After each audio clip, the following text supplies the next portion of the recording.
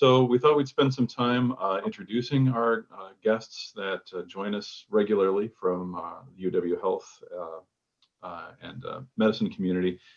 Walk through then the metrics that we do have posted to the web to make sure that we're grounded in what those metrics are, and then pause to see if the board members have any questions for our guests before we allow them to go about the rest of their evening. And then talk very briefly about our survey results. And then the last piece of business for this agenda item then is a review of 3 policies that must be in place according to public health requirements before we reopen. So I'll start by saying that every Tuesday we get a group of central office administrators, a handful of principals, MTI representation, as well as UW School of Education and School of Health members joining us. And the topic is to go over the metrics that we use to monitor when is the time to reopen our schools. So joining us this evening was Ellen Wald. She did have to step off for another engagement. She is chair of the Department of Pediatrics at the UW School of Medicine and Public Health. She also holds certifications in pediatric infectious diseases. She has been providing us support to this date, and we can count on her also into the future. Joining us also then is Greg DeMurray. Dr. DeMurray is a professor of infectious diseases and a researcher at the UW Department of Pediatrics, specializing in respiratory infections. Also, Dr. DeMurray is a longstanding consult for the district on health issues. And then joining us is Dr. Tom Friedrich. He is a professor at the UW's Department of Pathobiological Sciences with specialization in virology and pandemics and influenza. So here we are with the right folks from the UW School of Med. And I'll also then invite Malia Jones to come on screen here. And she is an assistant scientist then at the UW's Applied Population Lab. We have familiarity with the Pop Lab. We're big fans and frequent users, so happy to have her joining us. And she has specializations then in vaccinations and public health recommendations and epidemiology and health as it relates to neighborhoods. So I ask each of our guests here to just share your engagement, your experience with the district around the reopening process and the metrics we've used, and any highlights you'd like to offer before we walk through our metrics. And Dr. DeMurray, could we ask you to start first, please? Sure. First of all, thank you for having me, and it's been a pleasure working with Andrew and his group, and I want to especially say a thank you to Sally in the health office as well. As Andrew said, I've been a consultant for the school district for the past over 20 years. And this is probably the most, and definitely the most challenging issue we have faced. There's not easy answers when it comes to COVID, but I do want to say we are gaining a lot of data, a lot of experience. Some of that's in the trenches, real world experience, and a lot of it is gleaned from other institutions and other pediatric organizations. My professional organization, the Pediatric Infectious Disease Society, is very active in this area. So pleased to answer questions as they come up. Thank you, Dr. DeMurray. And Dr. Friedrich, if you'd like to say a few words. Sure, I'm Tom Friedrich. I'm a professor of virology in the School of Veterinary Medicine, but I study emerging pandemic viruses with the emphasis on flu and then Zika and now SARS-CoV-2. So together with a bunch of colleagues in the medical school, I've been working to get testing for the novel coronavirus available to K through 12 schools in Dane County, and thinking through ways that we can use testing to reduce the risk of virus transmission in schools. I'm also involved in a lot of projects that are looking at the genetic epidemiology of the virus. So we're tracking how the virus spreads through space and time and how new variants of the virus might affect our calculations. So you may have heard of these new strains of the virus that were detected in the UK and South Africa and Brazil and other places now. And so we're really trying very hard at UW-Madison to keep an eye on the circulation of these viruses in Dane County and try to understand how that might affect our calculations for reopening schools, among all sorts of other things. Thank you, Dr. Friedrich. And it appears Ms. Jones may have dropped off our call. I'll pause to make sure that that's true. She will be back on in a second. Terrific. I'm Thank back. Apologies. You are. All right. Thank you. I'll ask that you turn your camera on and offer a few words about your engagement with the MMSD reopening process, and see if there's any highlights here or updates you'd like to provide. Certainly. I am sorry I missed the other introductions so I could match them, but thanks for bearing with me. I am an social infectious disease epidemiologist at UW-Madison, and in non-pandemic times, I study spatial effects in vaccine hesitancy and herd immunity. And since the pandemic started, I have been involved in some public-facing communications around pandemic safety issues locally and nationally. And I haven't actually been directly involved with MMSD's reopening decisions, but I'm happy to be here to comment on and take any questions about the pandemic generally and the most recent news about school reopening safety. Yes, Andrew, and if I may, in fairness to Ms. Jones, she did a podcast that was one of the hottest podcasts out there about this whole science behind schools. And I received it from several individuals, so I just called her up and asked her if she would come and share her thoughts and answer questions for us tonight. And also we have our family parent engagement, because she humanized it at the level where everyone could pretty much understand it. And so I thank you, Ms. Jones, for showing up as you said you would. Yeah, thank you, Dr. Jenkins. The popularity of a podcast, you can understand the interest these days. And also it does underscore the not only the interest that we have in this topic, but then also not only we have the best local experts on it, but the best national and international experts on the topic. So Melissa or Barb, could we go to a screen share, and then we can briefly walk through the reopening slides PowerPoint, or you can provide me with share rights and I'll drive myself. Your choice. I can certainly do it for you here. It's Melissa. Hang on one second. Thank you, Melissa.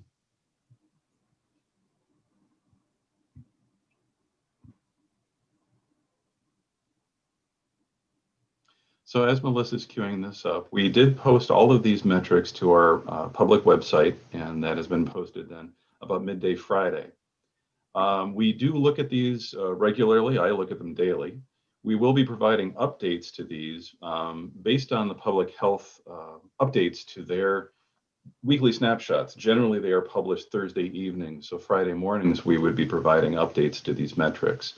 A lot of the metrics are not driven by public health updates, but it seems good to package them that way. So these would be weekly updates. So the next slide, please.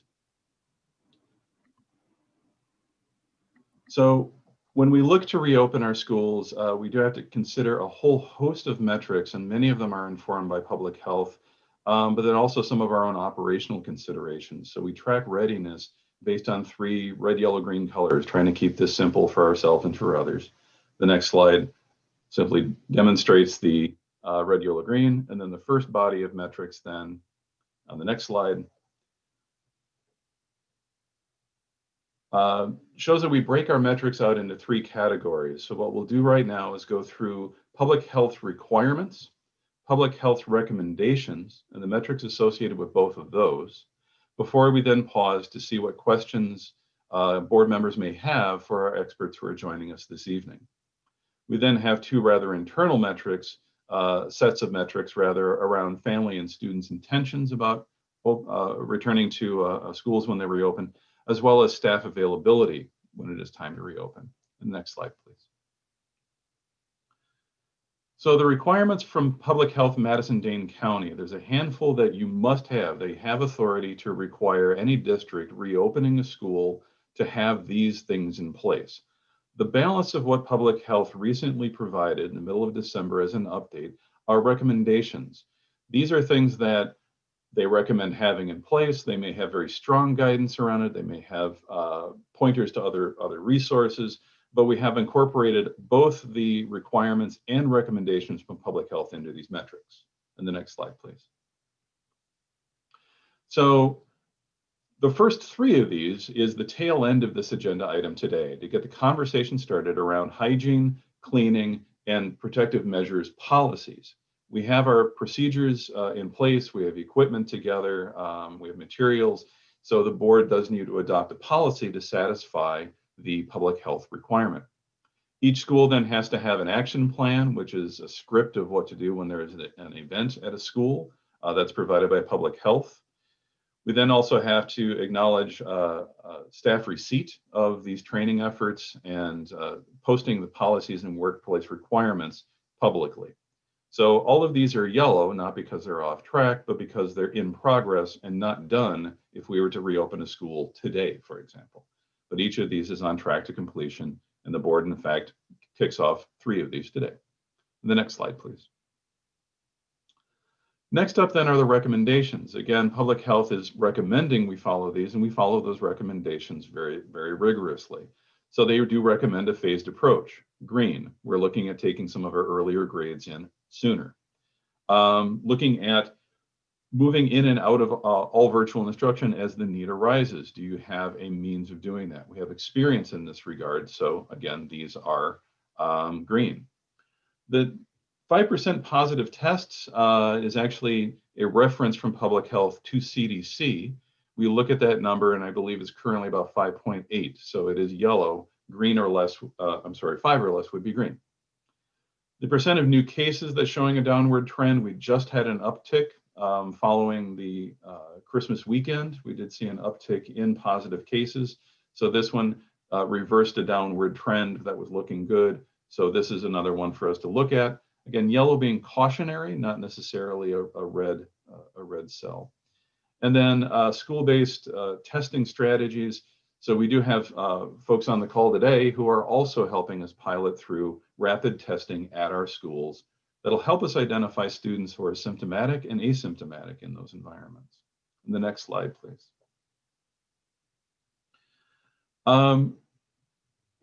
We, again, are looking at phasing. So recognizing the phasing nature, 4K to grade 2 generally follows the public health guidelines. We would like to see these numbers 78 or fewer for those grades to start. They're currently 168 in Dane County, and those are 168 new cases per day on average. Now, I'll point out that public health had originally published a series of cut scores that started at 54. Public health no longer publishes those, citing various factors such as the likelihood of spread among younger students, younger children seems lessened. Their likelihood of severe complications is also less, comparatively less. But also really proof that many of the strategies that we just talked about in those policies as it relates to cleaning and hygiene and protective measures are proving to be effective. So these are higher than we would like to see them. We do have experts on the call that could answer questions, more questions around these. But it's important to remember that there's no magic number as it relates to these cases. 78 is informed by CDC, and that simply crosswalks the CDC thresholds into the Dane County environment. So these, again, are intended to convey relative risk for the community, but no single number. So these are ones we monitor quite regularly because of that. And then the next slide, please. Further recommendations then, social distancing. We certainly want to make the best of that mitigation strategy. It is yellow because once we have a better idea of which students are coming back, then we get exact floor plans. But we've made a lot of progress already on communicating expectations, planning around avoiding the mixing of groups and so on. Face covering and hand washing, both of those are green, indicating that we have sufficient trainings available, sufficient equipment in place, and so on. And then the next slide, please. Each of these then breaks out some of those similar strategies in those policies, but we wanted to make sure that folks could clearly see that we're going to engage in frequent cleaning, that we're going to engage in increased air handling, and then we're providing contact tracing. With a home-based symptom screener, this is yellow because it's currently in pilot mode in a scaled version. We've had a symptom screener in place for some time. What we're looking to do is convert that into a more robust environment, one that can work for all students when the time comes. So this is yellow because it's underway. And then the next slide, please. So with that, we'll come off a screen share and see what sort of questions the board may have around these public health and CDC related metrics, and see if our experts need to provide any of their expertise, I suppose. Thank you so much, Andrew. Can I see hands or? Okay, so Nikki, Schmidt, and Caruzzi. My question just is, I think these are, I would wish it was down more. I'd love to be back. I know it's not safe. My one thing is, how do we make sure our schools are ready? I remember when I was touring, the sinks in the West locker room were not completely functional. At Leopold and Cherokee, not all the sinks worked. How do we make sure that our sinks are actually working? I mean, we could have a hygiene policy, but how do we know if they're actually doing what they're supposed to be doing? And no offense to our maintenance department, it's just we have a huge district. Yeah, thank you, Nikki. I will say that every school has a multi-page walkthrough checklist necessary to make sure all of the boxes are checked. Things very similar to how we actually open a school district under normal circumstances, but this time adding in that additional lens of the circumstances. So yeah, there is a walkthrough tool that would address things like that. Andrew, Thank you so much. Andrew, and to all the board members, if I could just have us focus on those questions where we could use our experts. They may have to leave here in just a moment. I want to make sure you get all of your questions from our experts first, and then we could be here to answer the rest of them. Great, thank you, Dr. Jenkins. Thank you, Dr. Yeah, Christina, is your question to our experts?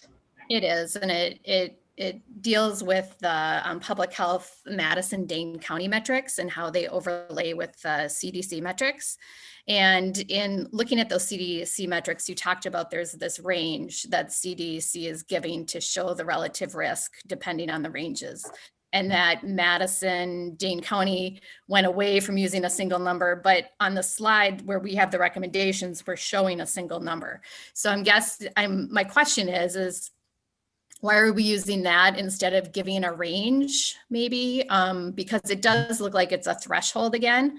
And then my question is for the pre-K to 2, it has us at 168. I've been watching that 14-day average really closely throughout the whole fall to watch. And it looks like we want that on a downward trend at this point, but aren't necessarily looking for a threshold. So I guess I'd like some more information about how the thresholds interplay with the recommendations on reopening.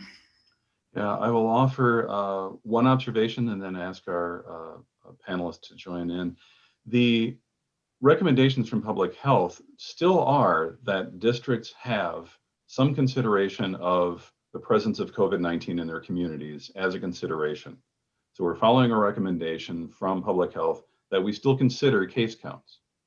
They also recommend that districts have a threshold by which they consider that level of risk, the relative level of risk, and then they refer us to CDC to inform those guidelines. So following that series of recommendations is how we ended up here.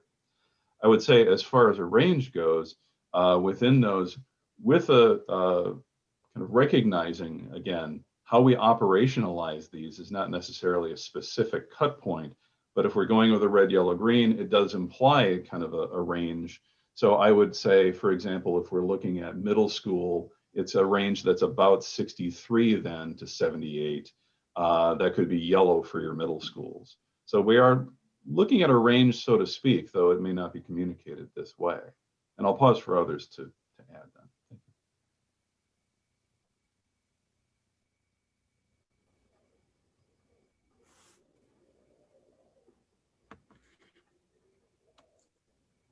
Any of our experts have anything else to add to?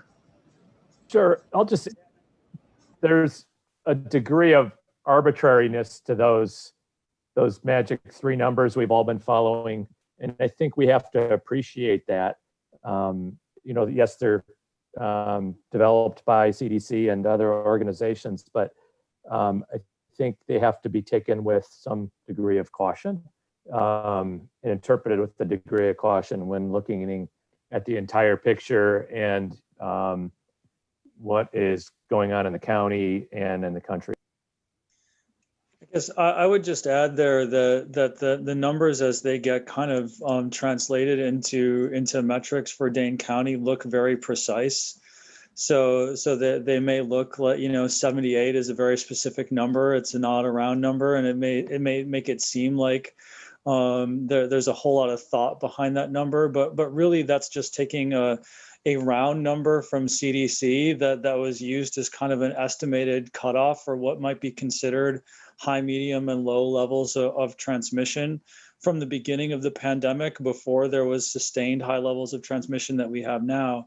And then just multiplying those kind of round numbers, like 50 cases per 100,000, 100 cases per 100,000, times 540,000 people in Dane County. And so we get these precise seeming numbers, but the basis of those numbers is still like really just kind of guesstimates of what we might consider high, medium, and low levels of transmission that, again, could have been used, were suggested as guidelines to like, well, so is transmission in a community high?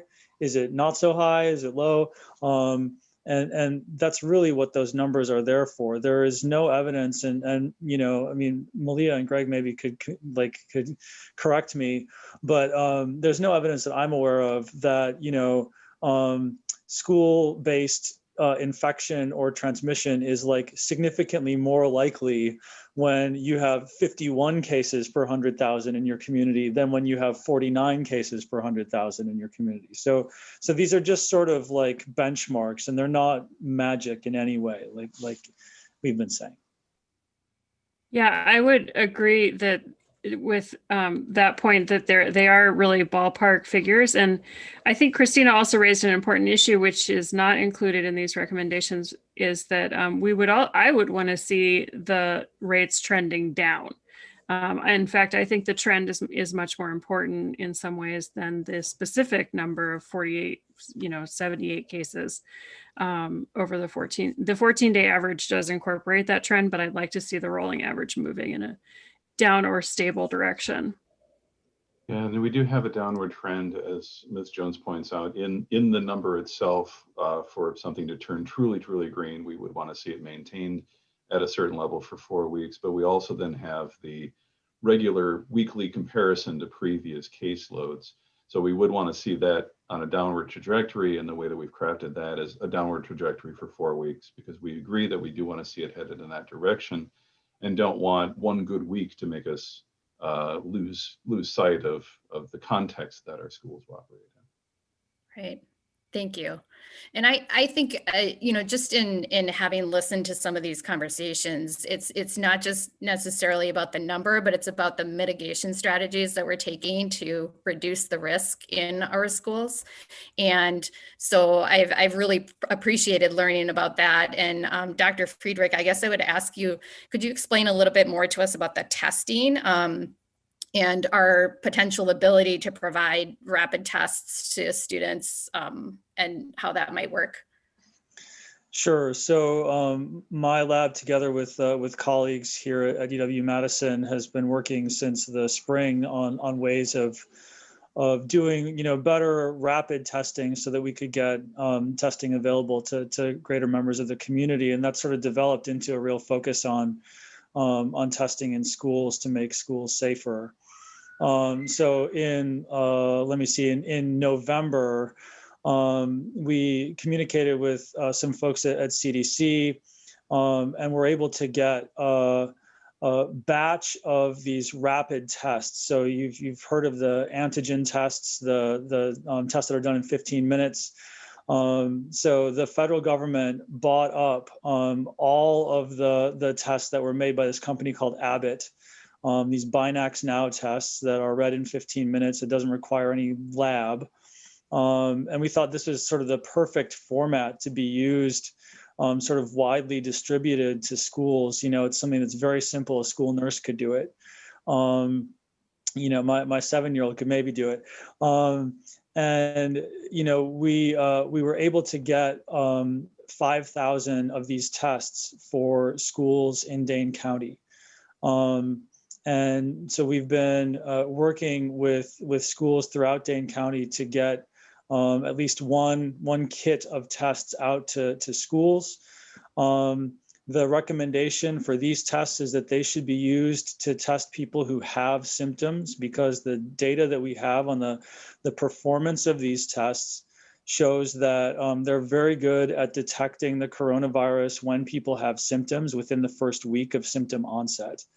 But they're not as good at detecting infection in people who don't have symptoms. There's actually, CDC just published another study that was done at UW-Madison of students there and showed that it wasn't very good at testing people who didn't have symptoms. So that's an important distinction. The CDC wanted to kind of surge this testing capacity towards the end of 2020, which is why we were able to get these tests. But with the transition of administrations and changing priorities, it's just sort of not clear whether more tests will become available. And if so, where they would come from. So my colleagues at UW and I are actively working to try to figure out, who in the federal bureaucracy is going to be able to help with this. In fact, Dr. Wald and maybe Dr. Demiri, I don't know if you're part of this too, and some School of Public Medicine and Public Health colleagues and I have a meeting with representatives from the Wisconsin congressional offices later this week, where we want to follow up and try to figure out how we can maybe get more tests available for schools in Dane County and in Wisconsin. I think we're able to do this kind of quickly because we have, close relationships between UW-Madison and the Department of Health Services and Public Health Madison Dane County, and all the relevant stakeholders. And so I hope that we can make this more sustainably available. But unfortunately, with the supplies the way they are, we just don't know what's going to happen after this initial shipment is done. All right, thank you so much. And I just want to say thank you for all the work you're doing and for your advising and continuous discussion with the district as we're making these important decisions. Thank you. Chris and Ali. Thanks, Ananda. I want to thank the UW experts who are with us tonight. I hugely appreciate your taking time out of your day to come talk with us. This is incredibly valuable and useful. I wanted to follow up on Chris's questions about testing. So I know that UW-Madison is moving towards twice weekly testing for everybody on campus. I know that a lot of the colleges that had very low COVID rates this fall were testing everybody on campus 3 times a week. Colleges are congregate living facilities, so they're a little bit different. But I feel like testing is going to be a part of keeping schools safe. And I'm wondering, 5,000 tests in Dane County is nothing compared to our student body and our staff in MMSD. It's a teeny drop in the bucket. Given that vaccines for youth probably won't be available for a while or even approved for a while, what kind of a testing regimen would you think about for K-12 schools that might actually be effective in terms of protecting everybody? What should we be thinking about funding or trying to advocate for as we move forward to keep everybody safe? That's a very important and very big question. So I'll say a little from my perspective, and then I'll let the others weigh in too. This is something that we have thought a lot about in the last 6 months. And I think my answer is a little bit different now than it would have been 3 or 4 months ago. So definitely there's been a lot of advocacy for multiple tests per week. And the reason why that's important is because we've just seen more information from CDC suggesting that maybe half or maybe even more transmission comes from people before they develop symptoms. So you can be infectious to other people, 1 or 2 days maybe before you start to develop symptoms. And that's, of course, the most dangerous time because you don't know to take precautions to stop the spread to other people yet. And so the thinking is that you can catch those people who are kind of on their way up in terms of the amount of virus in their system if you test everybody very frequently. And so like sooner or later, someone's going to turn positive and then you can isolate them quickly. That's the thinking. It's extremely expensive to do that kind of testing. It's extremely expensive. I can't remember off the top of my head how much it's costing UW. Maybe Greg knows, but it's a huge amount of money and resources for tests that are going to be mostly negative. And we also have evidence from, you need to look no further than the UW football team, where they had daily antigen testing in the fall, and that could not stop an outbreak at the football team, because and even though people were being very careful.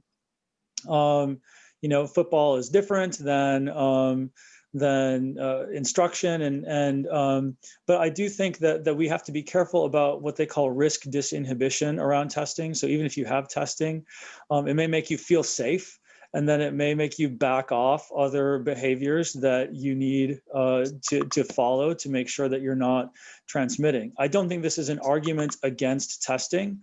I think it's just important to recognize that testing, no testing regimen can make a situation perfectly safe and prevent an outbreak, especially if people let down their guard for other things. I think in an ideal world, we would absolutely have, twice weekly testing for everybody coming to school. I think that would be great. But at $20 to $30 a test, let's say if you're lucky, you can just multiply that by 2 tests a week times all the students and all the staff and all the teachers. And it's this tremendously expensive program. So those are the sort of things we need to balance as we think about that.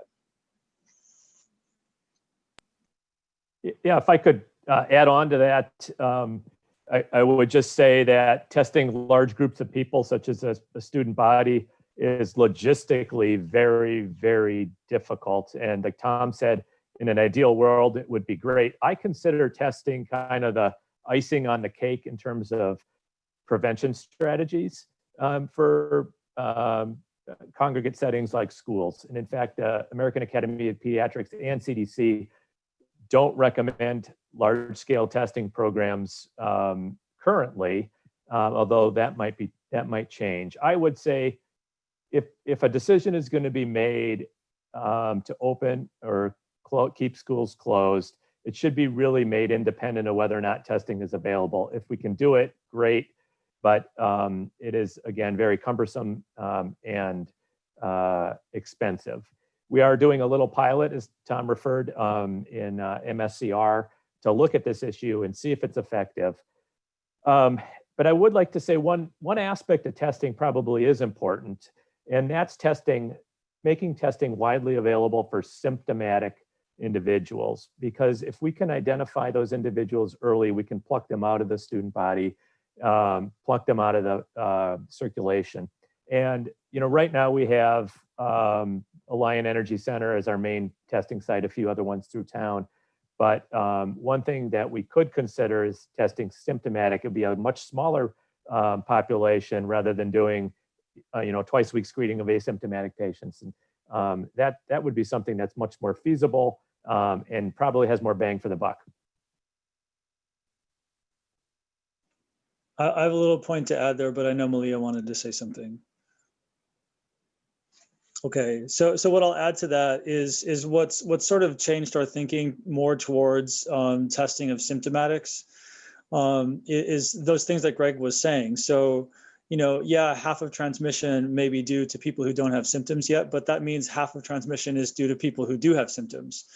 And they are easier to identify and test. They cause a lower degree of burden.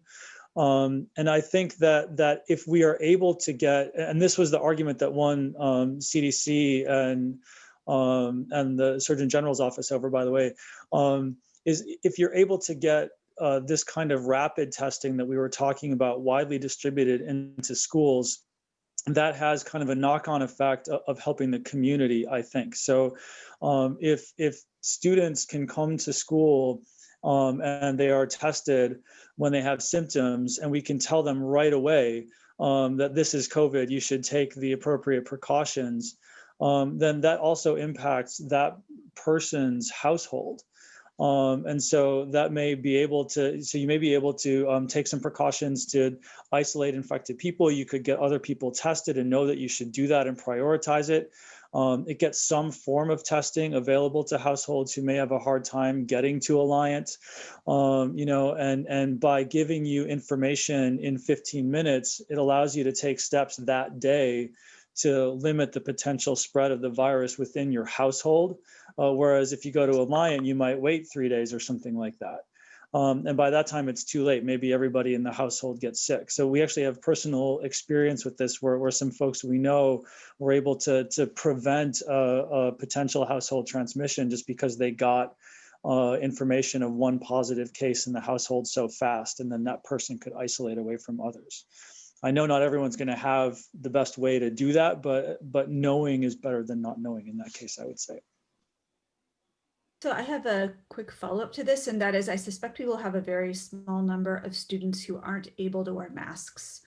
Should we have a different testing requirement for students who aren't able to wear masks in our schools to keep everybody safe?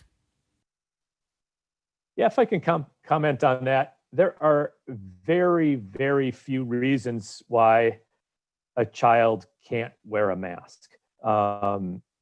There are very, very rare medical reasons. Most are related around things like autism and developmental disorders.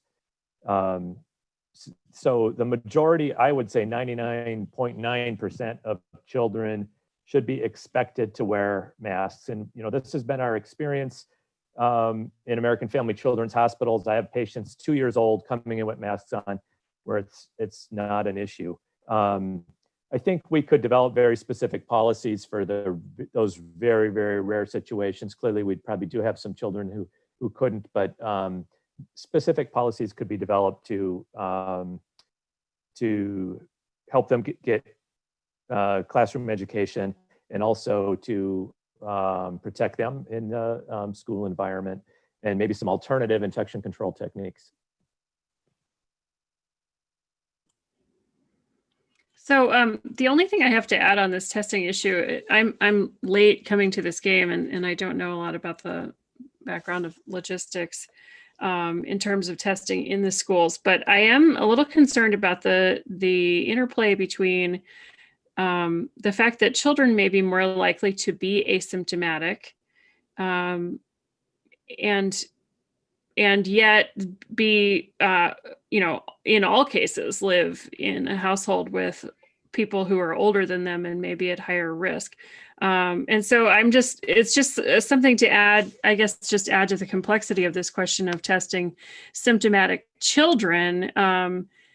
It could maybe even be expected to be less effective at preventing transmission going back home than it might be in symptomatic college students, for example, who would be more likely to become symptomatic when they're infected.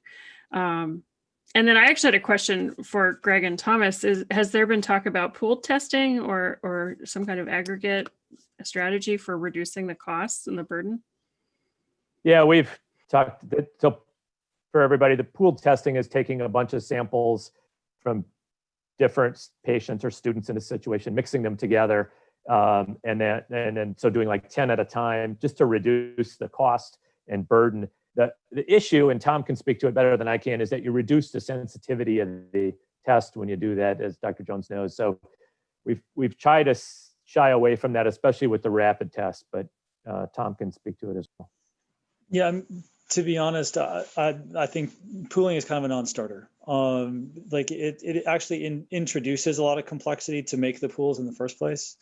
So you don't really save a whole lot in my view. And as somebody who works in the lab, I wouldn't want to do it. Well, and I asked if it had been discussed, but I think in a context where there's a lot of COVID-19 going around, it would actually just make things a lot more complicated, because you'd have to follow up on all of the pools, right? Or some big fraction of them. So it would be Yes. a lot of trouble for not much good. Nikki.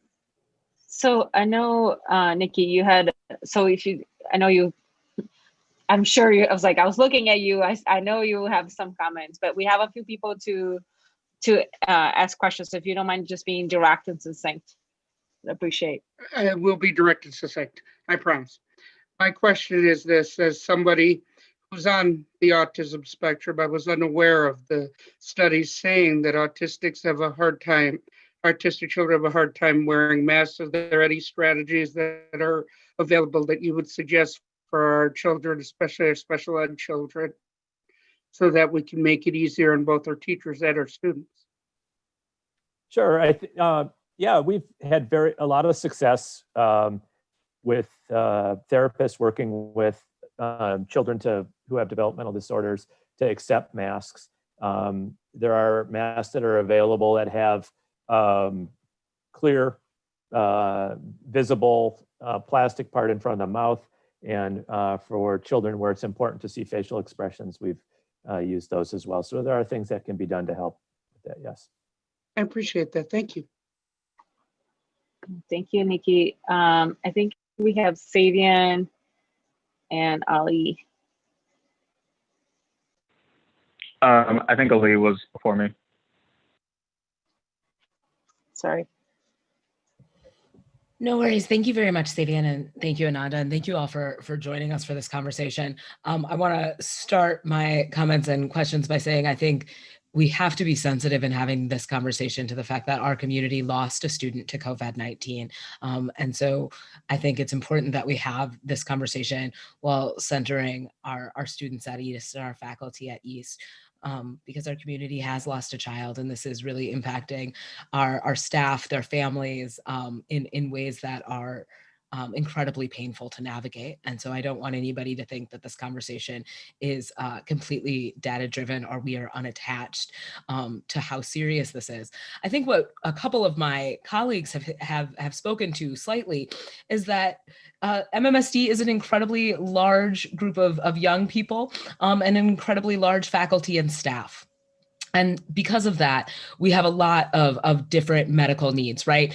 From students who breathe out of a trach, to students who are hearing impaired and read lips, to educators who have all sorts of health issues that need to be, taken into consideration, but also folks who are just like navigating a pregnancy, right? Like a school nurse who's not going to be able to be vaccinated because she's due in August, right? To return for third or fourth quarter. So I think when you look at kind of the complexity and also look at where we are, which has been described as the height of this pandemic for the state of Wisconsin, that Wisconsin experienced one of our most deadly months in the month of December and isn't having a particularly phenomenal January kind of recovery. I think it's important to kind of identify what it means to be at the height of the pandemic right now as we navigate this current moment and navigate the aftermath of December. And I guess I'm curious from our experts how we reconcile kind of where we're at and where we're projected to be in the immediate future as we have this conversation about what it looks like to reopen. And I'll direct my question first at Malaya and then ask that Greg and Thomas speak as well. Yeah, thanks for that. That's a great question, Ali. I am really hopeful about the near future because we do have 2 very effective vaccines that are available to our highest risk, highest exposure healthcare workers and people living in nursing homes now. And I hope that those vaccines are going to become more available to, at a very minimum, the highest risk age groups in our county in the very near future. And as we start to see more people who are vaccinated, the impacts, the potential impacts of the pandemic will they will abate. It'll get a little bit easier to navigate. And then as we see more and more people receiving the vaccine, I hope including the essential frontline employees such as teachers will be in one of the next phases coming up soon. Then we'll also start to see transmission rates going down. And at that point, I think there will be a lot of relief in terms of how we are all facing the pandemic. So it's hard to predict the future. I joke a lot that my crystal ball seems to be broken this year, but we do have a vaccine now, and we can expect things to improve as that vaccine rolls out to more and more people. How long that will take, I think, is a big question mark. And so I don't know when.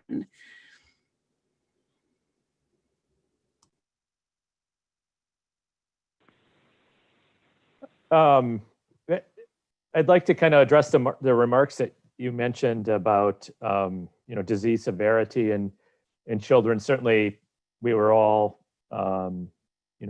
quite upset about the death of our student here in Madison, and put that in the context of what we're seeing day to day at American Family Children's Hospital, UW Health, and our catchment area is Northern Illinois. Most of about 2/3 of the state, a little bit of Iowa and UPM, Michigan. And I have to say, I've lived through the HIV pandemic, the H1N1 pandemic, and children in general are doing very well with this disease. And that may sound a little shocking, but it's what we're seeing on the ground, that recovery is the rule. And even children with underlying health conditions are being discharged from the hospital quite well. And it's not an absolute. Clearly, there are some children in the world in the United States that have not done well. There are deaths, but these are very, very rare events. Sweden just published a study on their school children and had 0 deaths in their school children cohort, and a number of other studies have supported that as well. And to address the staff issue, clearly everybody's very concerned about teachers and staff. We have a lot of young staff in our nursing staff as well.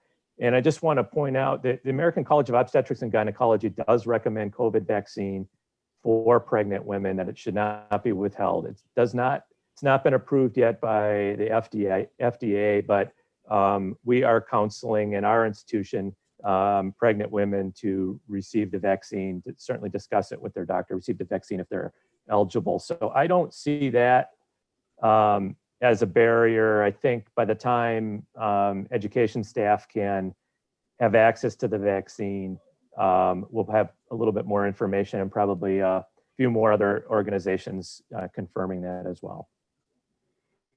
And if I could just jump back in to build on what Greg just said, it's true that the vaccines for kids are quite a ways off, but I think that in order to get control over the pandemic in terms of both disease transmission and the impacts in terms of disease and hospitalizations and deaths, we actually don't need to wait for a children's vaccine. I'd be comfortable sending my kids to school unvaccinated in an environment where I was confident the teachers were protected, I was protected, and my kids' grandparents were protected. I would agree with that 100%, Malia.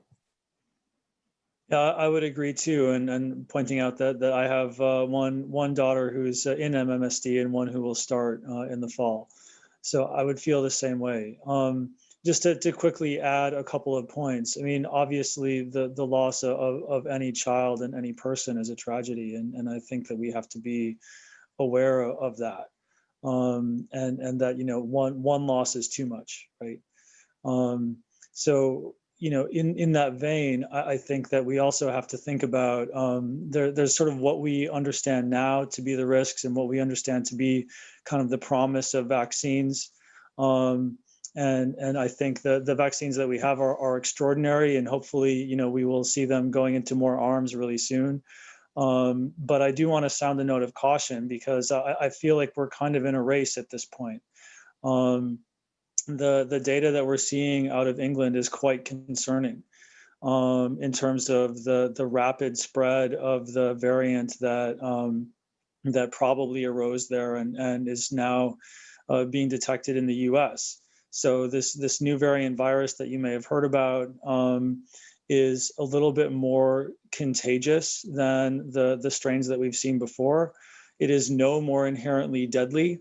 It seems to be no more inherently infectious for kids or anybody else, but a virus that spreads a little bit faster is going to cause more cases, and you know, the same proportion of those cases will you know, will be severe, and some of them will lead to deaths, even if the virus isn't, you know, more deadly in itself. It'll just cause more disease.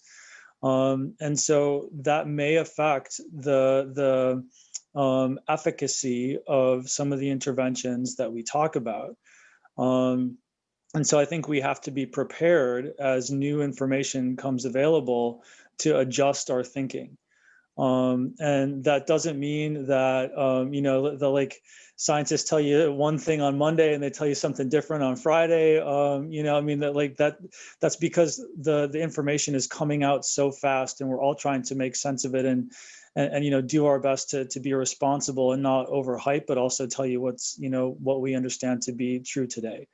So we do have to watch for new developments and kind of new emerging strains of the virus, which may kind of change our calculations. I'm sorry, I have a singular follow-up question that's specific to vaccination. And I think, Thomas, what you were kind of alluding to is that if there is a faster spreading variation of COVID, that our ability to distribute the vaccine may not keep up with a more rapid spreading variation of COVID. I've also heard that Wisconsin's rollout of the vaccination, it hasn't been particularly rapid. Can you all speak to that? Well, I can talk briefly about the you know, this sort of race that I mentioned. So as Malia and Greg said, you know, the more people get vaccinated, the more we're going to begin to kind of see that curve go down more steeply, and so that's what we want. So the more people in the community who are immune because they've been vaccinated, or maybe because they had COVID and got over it, the harder it's going to be for the virus to spread. That's this idea of herd immunity. But the level of herd immunity, so how many people in the community need to be immune before we really stop the spread, nobody knows. But if the virus becomes more contagious, then whatever the bar used to be, it's going to be higher. So that means that if we had to vaccinate 70% of people before in order to really stop the spread, maybe now it's going to be 75 or 80 or 90. We don't know. But a more transmissible virus means that it's going to be harder to get things under control. So the faster we get people vaccinated, both the faster we can get control over the spread, and the more we can control the emergence of new strains that are going to keep cropping up as more infections happen. I'll just say at a local level, the machinery is turning very, very quickly in all healthcare systems in town. And then likewise at a state level, things are moving, you know, very, very quickly to accommodate more and more vaccine. The federal level has been a bit frustrating. We're all hoping for some relief after January 20th. You know, I think since we raised this issue of the new strain, I'll just say that one of my real concerns is that the new strain, there's some evidence that the new strain is already present in the United States. And I am very concerned that when we have a big shuffling of the people all around the country, in particular students returning to college, that we're very likely to see the new strain come to Wisconsin if we haven't already. And the new strain spreads more rapidly. And so things, as we've seen in the UK, will change quite quickly. And so I think in terms of the school board, one of the things to be sensitive to is the need to make a rapid adjustment to the plan. When the unknown about this new strain is really that we don't know why it spreads more quickly.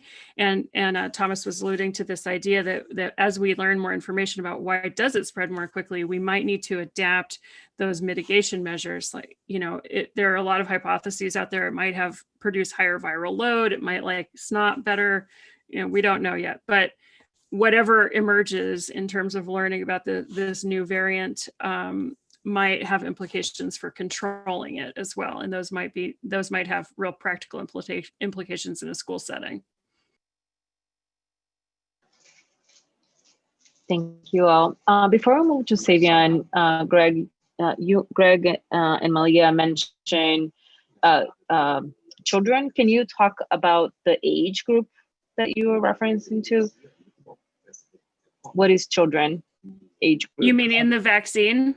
For the vaccine? In the context that you were talking about for vaccine and also spread. Yeah, so in my context, in my world, it's 0 to 18, birth to 18. And even we have concerns of pregnant women, so even prenatally.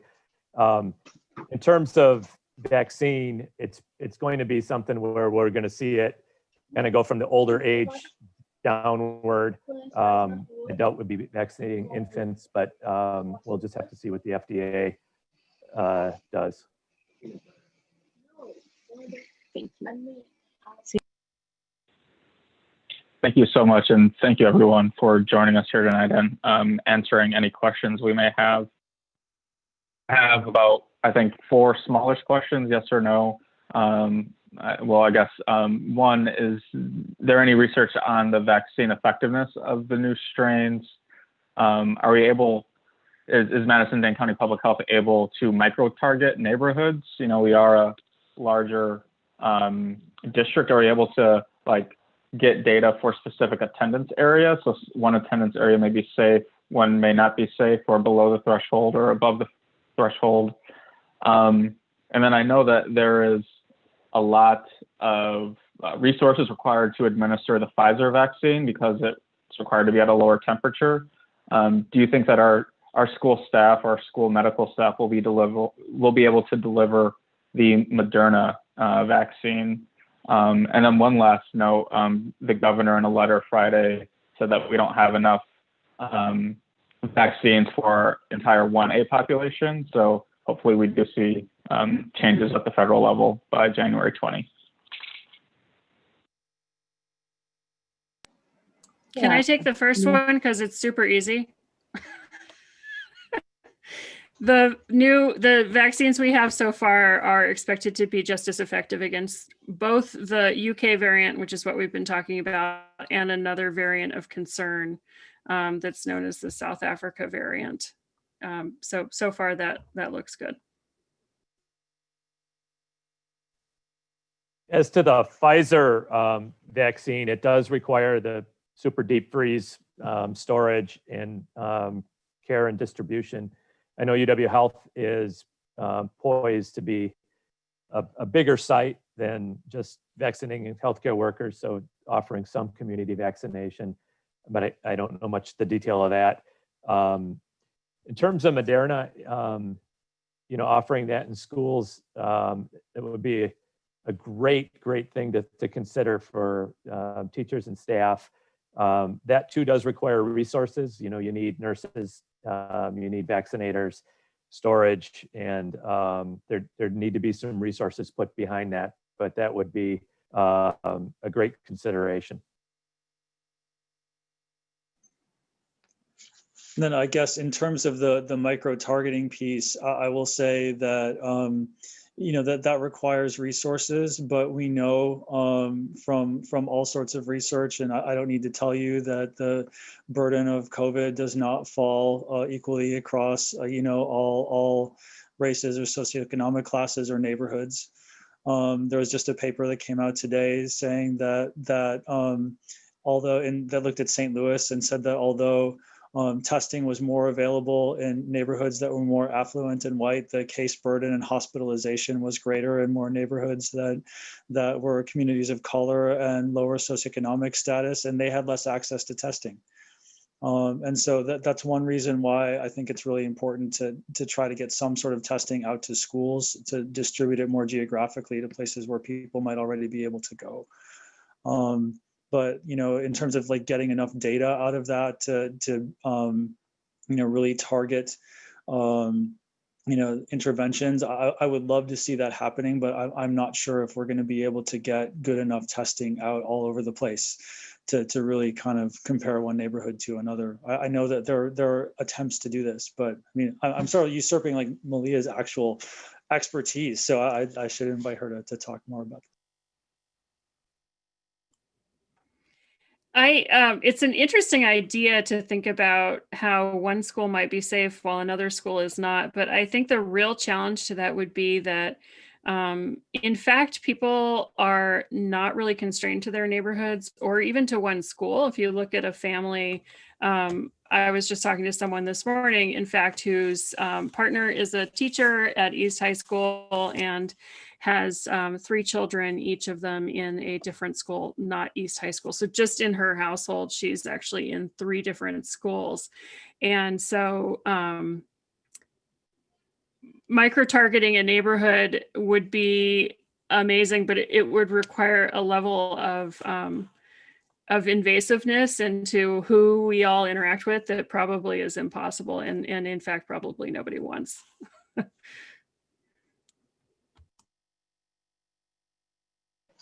Thank you. And I guess my final follow-up thought would be and especially for our school administrative team, is to think about, considering reopening, what would the resource cost be to potentially having to close again?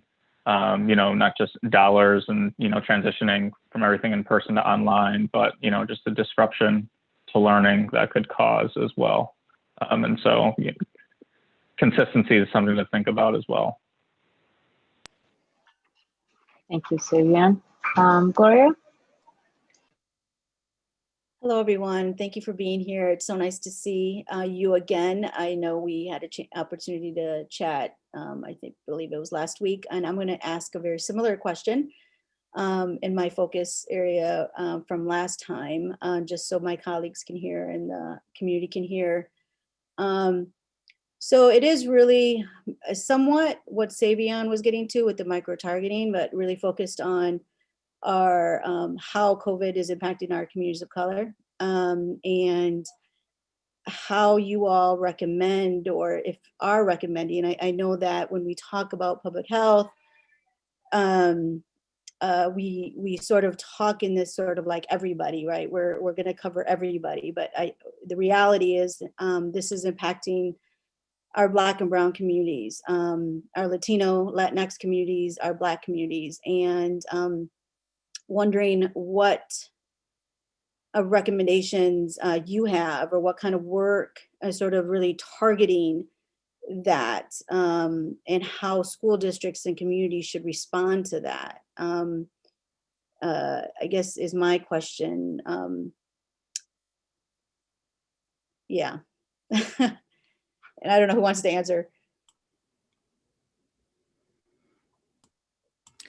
Well, I can take a first pass at it, just from my perspective.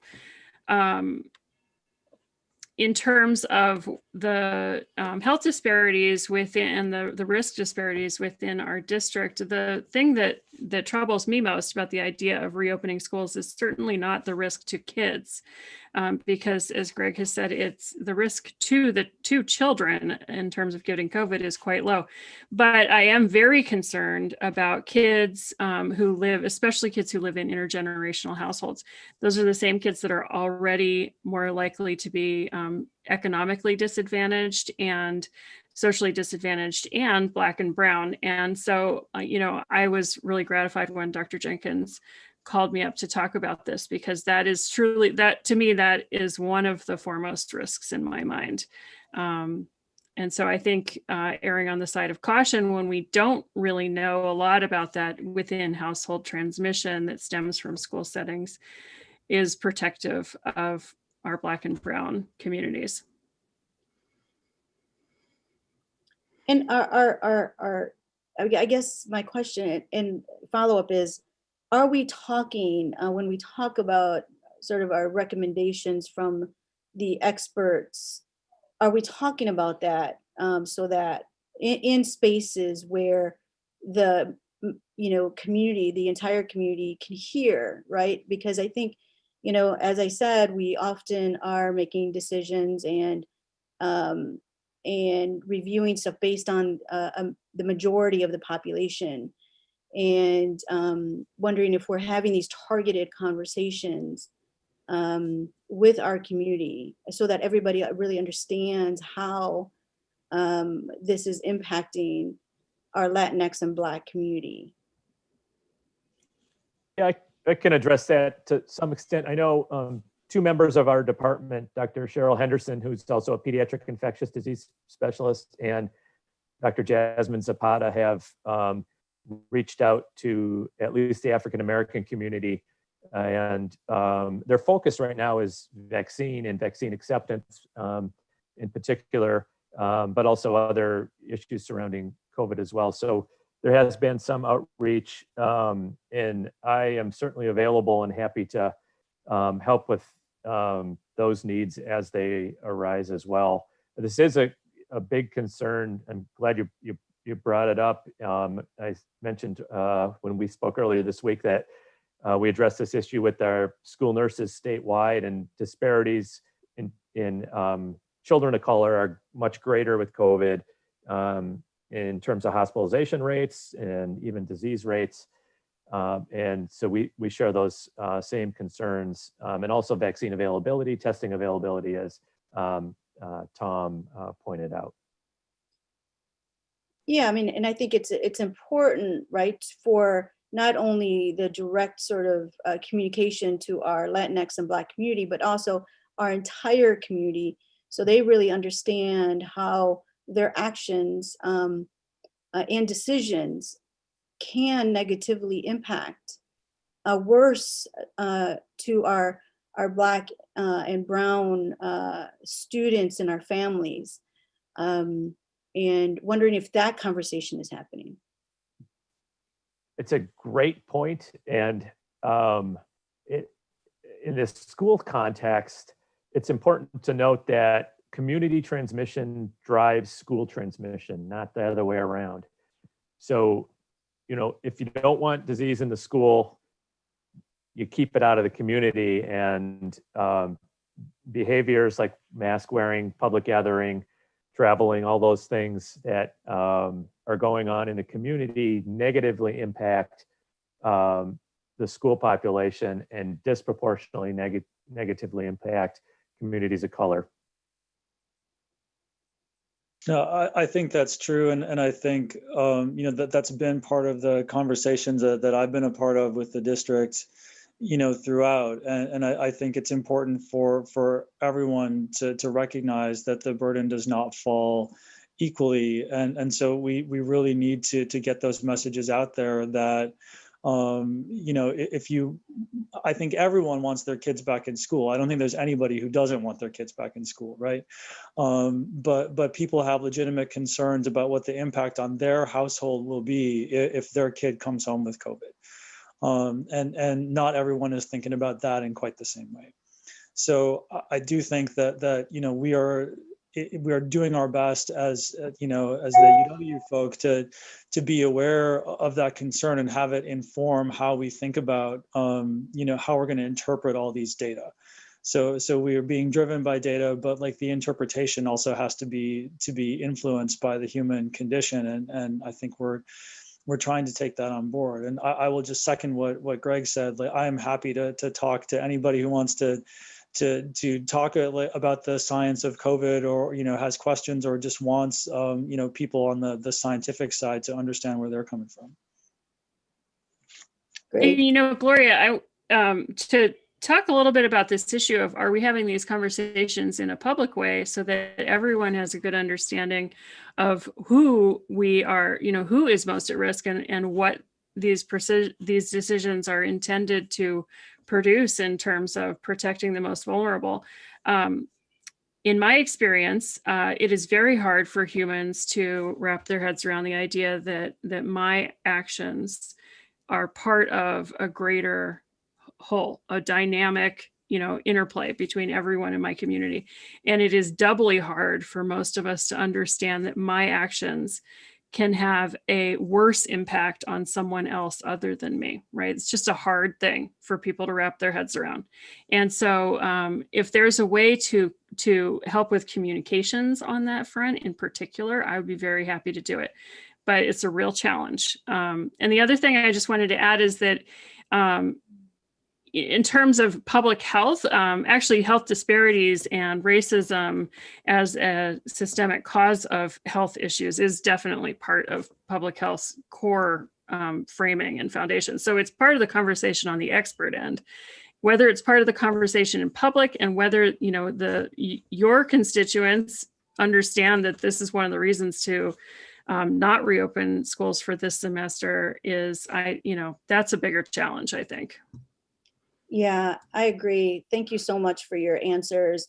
You know, this is a racial equity in an equity, right, for our community. It is across the board, right? It is health, it is economic, it is you know, education achievement.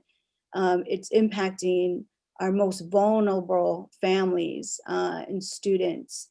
And our community, as progressive as we say we are, this is the moment in time, right, to really organize and really understand how inequitable, you know, COVID's impact has on our Black and Latinx communities. And so, and I'm not saying, and our most vulnerable, really underlying health conditions, right?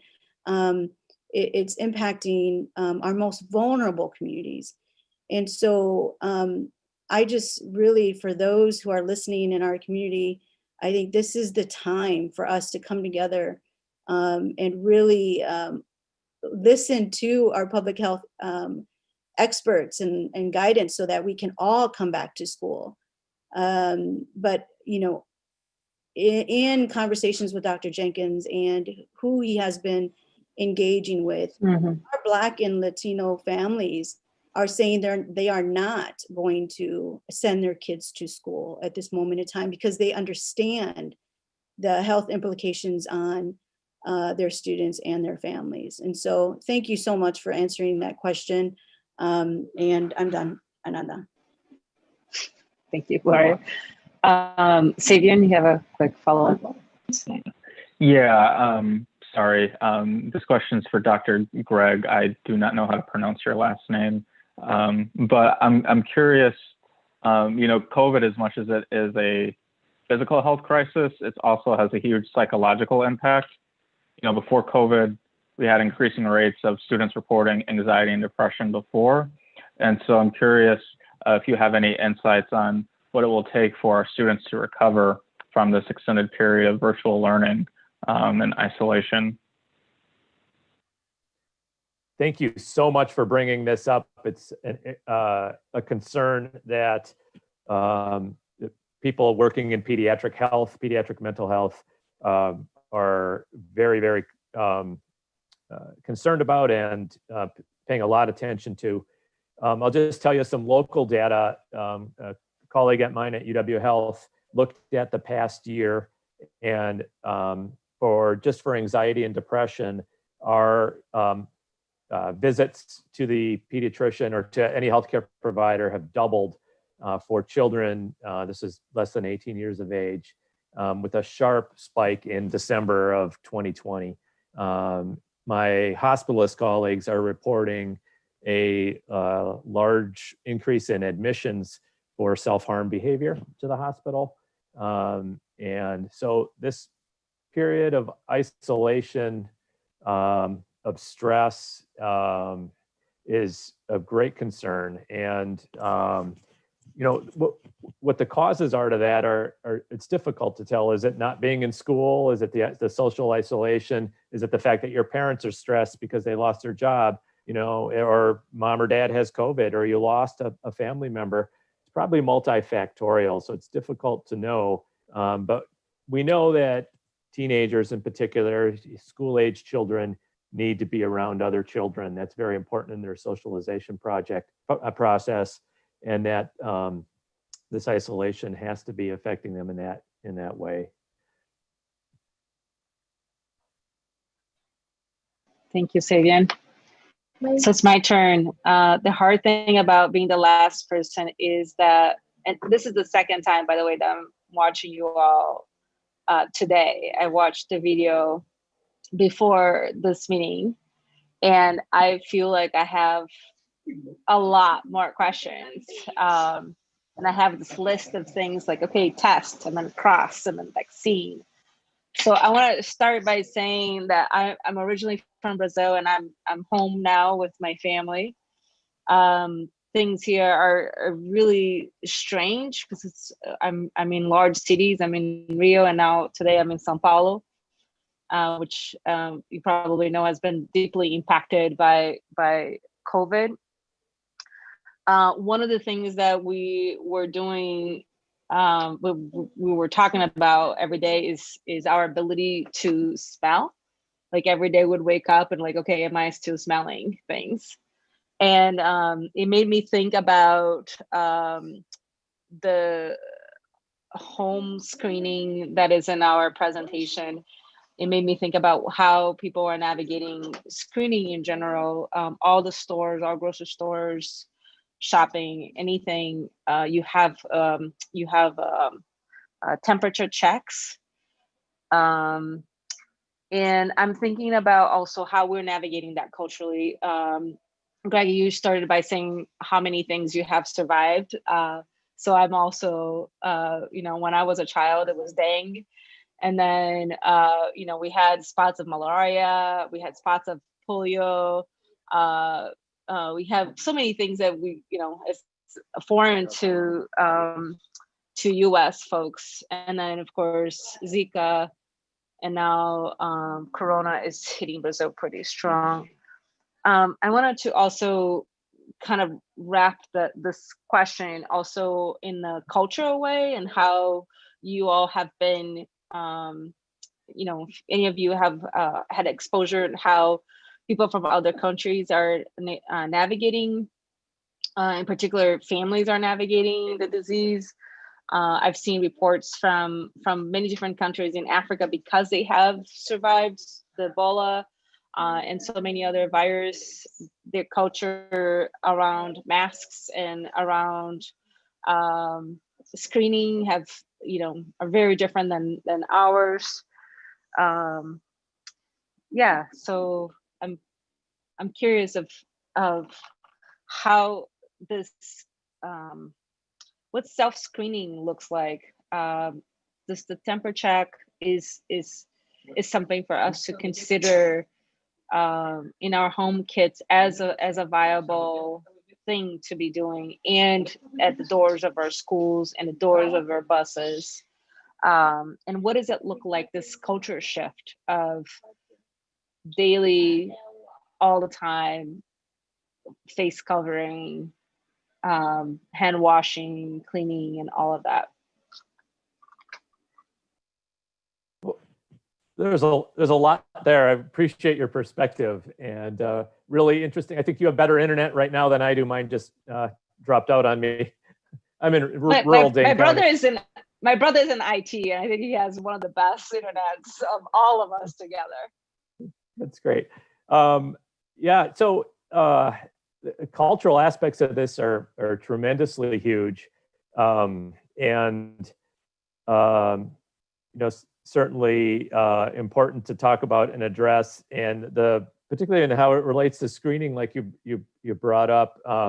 It is interesting how we've adapted, all of us have, right? You automatically now stand 6 feet away from somebody in line at the grocery store. And I think I've seen children just do that automatically. Or I walk into a room and they pull their mask up in an exam room. People are getting it and understanding that. In terms of some of the specifics of screening, the temperature checks have a lot of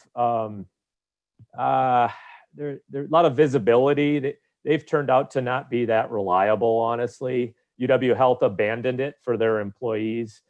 We just ask if you've had a fever, but we no longer take temperatures. The ones where you shoot it at their forehead have turned out to be unreliable. Too many false positives, too many false negatives. So the questions, though, I think are really important. If you've actually taken a good temperature at home and have a true fever or lost a sense of smell, turns out to be pretty specific, not incredibly sensitive. And then the other symptoms of cough and other things. I know the administrative staff has done a marvelous job in getting together the program for doing self-screening for students. And maybe Andrew can speak a little better to that in terms of some of the specifics to that, but I've been quite impressed of the program that they have in place. Thank you, Dr. DeMaria. I actually asked either Jay Affold or Sally Zerbil-Donich to join us to talk about a bit more around the screening. However, our online screening, our application, does ask a whole series of questions, again, aligning to best practice, and provides an answer then whether or not it's clear that a staff member or student would be immediately eligible to report to a building or join for in-person instruction, but also very importantly then contacting school health staff to work out alternatives and best approaches. Sally, I see you joined us. Yes, we've been really doing family symptom screening and staff symptom screening since June when we began our MSER Cares program. And so what we're moving to now with this program, Qualtrics program, is just a more sophisticated program. And, as we prepare to bring more staff and students back. Yeah, I think it's very important, and I think we're going to need, education for both our staff and students as they return, and the importance of completing that. So I know, as Greg said, the CDC just highly recommends that this family screening is done and staff screening prior to folks coming into the building.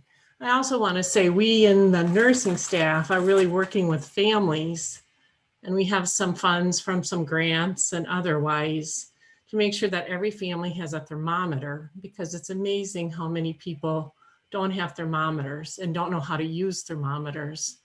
So that's kind of some of the work that we're doing right now to make sure that families have the ability to do some of this work at home. Thank you so much, Sally, for joining us. I'm wondering if Thomas or Melia have anything else to add.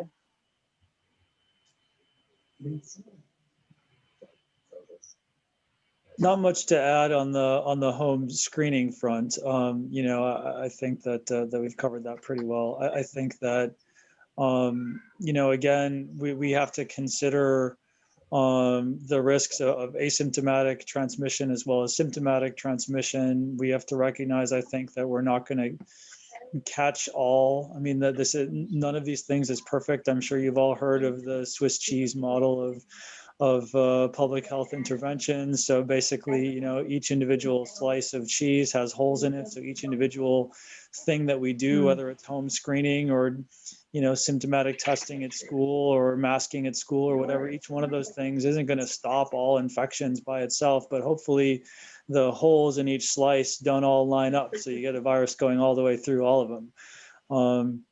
So the goal really has to be kind of a multi-layered strategy that we can use to make the school environment as safe as possible for everybody. And I would just underscore that, you know, in Brazil also, I know there's a lot of transmission happening right now, and there's, you know, some variants, you know, new strains emerging there that people are concerned about. And so we're, you know, that's another example of how, you know, anywhere in the world this could happen and could kind of change our calculations as we learn more about how the virus might be changing. So that's something that we have to be open to. Okay. So my second question was around vaccines. So one of the things I was hearing from you all is this hope around the vaccine. But I know a little bit about the history of vaccines in this country, the amount of time that has taken to not just only distribute the vaccine, but to be effective, to find, you know, the vaccine with a more comprehensive ability to address the multiple strands and the changes and whatnot. What are we looking for timeline? So if we were to have 100%, if we could say everyone would get vaccinated or would have a vaccine available over the next month, how long does it take for us to test out all those vaccines and those multiple strands until we be able to really address I think Malia, you were talking of like how even in the phase 1 that you can start seeing the decline. Is that decline significant? When is the decline going to be significant? What we're looking at as far as timeline? Yeah, it's going to be a gradual emergence of the benefit of vaccines, because it will necessarily be a gradual rollout of vaccines to more and more people. And at least from where I'm sitting, it's very hard to predict, you know, are we looking at April or are we looking at August or what? It's very hard to say what the timeline of that rollout is going to be. What we do know is that the vaccines that have been have emergency use authorization now are extremely effective at preventing people from getting very sick from COVID-19. And so, you know, hopefully we'll have more vaccine candidates come to market, and they will be they'll also be very effective. And so we'll slowly start to get control over this. But in terms of when, I couldn't say. You know, I'll say one last thing. Once we have the people who are at the highest risk of being hospitalized covered, I'll breathe a big sigh of relief. You know, once we've got a sort of a base of people who are over 65 and have a serious comorbidity, I'll feel a lot better about prospects for 2021. So the threshold I'm looking for is not, you know, I would love everybody to get vaccinated, but it's sort of walking down that ladder of risk. And I'll start to feel a lot better when the age groups and comorbidities that are highest risk are covered. Yeah, if I could just add on to that. First of all, you're talking to a guy whose arm is sore because I just got my second shot this morning. But I would say, you know, the vaccine rollout has been a massive undertaking, a huge project. I'm very confident in the safety and of the effectiveness of the vaccines that we've seen so far. And there are going to be a lot more coming. I want to be a little blunt with you, though, and tell you to not hold your breath. And that has been based on my experience with vaccines, over the past 20 to 30 years, and particularly over the past 10 years. Tom mentioned earlier, and Malia could probably speak to it as well, the level of herd immunity we need to really see a drop in disease. I don't think it's known. The number 80% is out, and it's mostly, I think, pulled out of thin air as well. But we need a lot of people to take this vaccine. And there's a lot of discord in our country right now, and that's going to bleed over into vaccination policy. And I'm really worried about that. And I'm worried about vaccine refusal, conspiracy theories, and all these things that are going to affect vaccine uptake to the level that it's going to impact you guys and our students and all of us. If we hit that 80%, I would absolutely love it. I think Dane County will do well, but I'm worried about the rest of the country. I agree with that. I would just jump in and say a couple of things. So first of all, I think it's going to be really important for everyone who feels safe to do that. I mean, the vaccines are safe and effective. They're incredibly safe as far as we know. I'm excited to get vaccinated when my turn comes. I actually am colleagues with some of the NIH scientists who developed the Moderna vaccine. They're incredibly smart, dedicated people, and I know and trust them. So I think it's going to be important for us to work through our social networks and tell people that, this is something that they should do, not just for themselves, not just to protect themselves, but so that our kids can go back to school and we can all sort of get back to a normal life and you can hug grandma again, and we can protect the most vulnerable people in our society, right? So this is a civic duty, not just something that we do to help ourselves. And I do, however, want to sound a note of caution that we are kind of in a race. So there's information that colleagues are sending me about especially about Brazil, actually, saying that there's a new surge in Manaus in Brazil where there was a lot of infection earlier in the year. And so if there was ever a place where there might be natural herd immunity, that would be it. There was a study that suggested maybe half of people in Manaus in the city had gotten infected. And that's not enough to stop a new surge from happening. So we need to get way above that level, whatever it is. And the only way to do that is to get a lot of people vaccinated. Unfortunately, vaccinating 300 million people in our country is just going to take a long time, at the best of times. And because of the way things are administered, because it's the responsibility is in state and local health departments, and each of them is kind of solving their own problems. It's just going to unfortunately be kind of slow and disorganized. And because, people have concerns about vaccine, everybody who feels safe doing it really needs to be able to do that when their turn comes, so that we can hopefully turn the tide. Thank you so much for the three of you for joining us. I do want to remind Thomas, we have you on record saying that you wanted to talk to anybody at any time. I don't think we're receiving about 1,000 emails a week about people having very similar questions that we asked today. So I think Dr. Jenkins is going to put you on a schedule for on-call responses to so many people. This was extremely enlightening to me personally, and I'm sure to a lot of my colleagues. And I'm hoping that we'll, at the very least, make sure that we have a clip of this meeting again to put on our social media, so our families and our students get an opportunity to hear from this wealth of information. And you're right, Thomas, things here in Brazil are extremely complicated. It has to do a lot with education. So I'm also thinking about our role as an education body around educating our families, informing our families, what's really happening from the place of truth and fact. and I think that that's an important role.